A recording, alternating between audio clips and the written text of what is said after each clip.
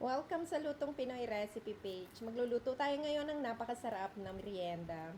Gagamit lang ako dito ng 1.5 cups ng malagkit na bigas at hugasan natin ito ng ilang beses. Pagkaraang mahugasan, ibababad natin ito sa loob ng 2 oras. At pagkaraan ng 2 oras, aalisin lang natin ang tubig at lulutuin natin ito sa rice cooker.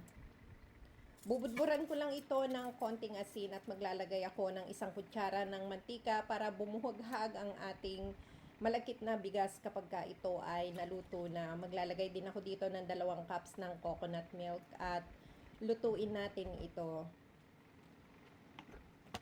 Sa isang kawali, maglalagay ako ng 1 cup ng coconut milk at kalahating lata ng pandan condensed milk. Magdadagdag din ako dito ng pandan extract para lalong kumulay ang ating gagawing recipe.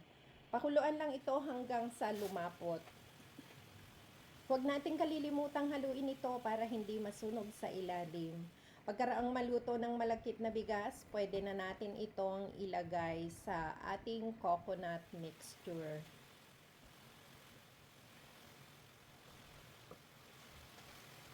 Haluin lang natin hanggang sa mag-combine ang ating coconut milk at ang malagkit na bigas.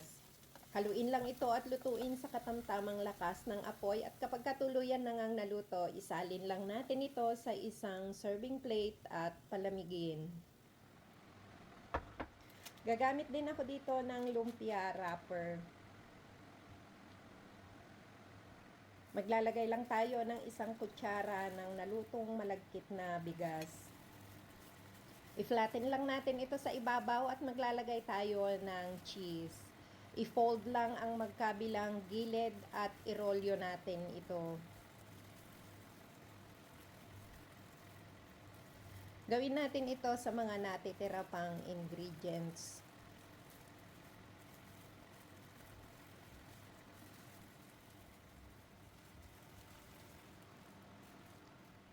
Magpainit na mantika sa kawali at ilagay na natin ang ating turon.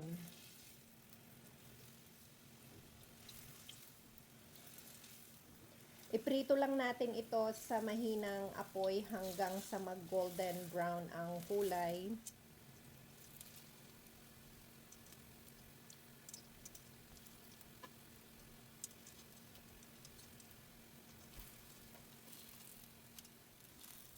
Huwag kalilimutang i-comment sa ibaba kung taga saan ka para malaman ko kung hanggang saan umaabot ang aking video recipe. Maraming salamat sa patuloy na pagsuporta at sa panonood ng aking mga video recipe. Hanggang sa susunod, maraming salamat po.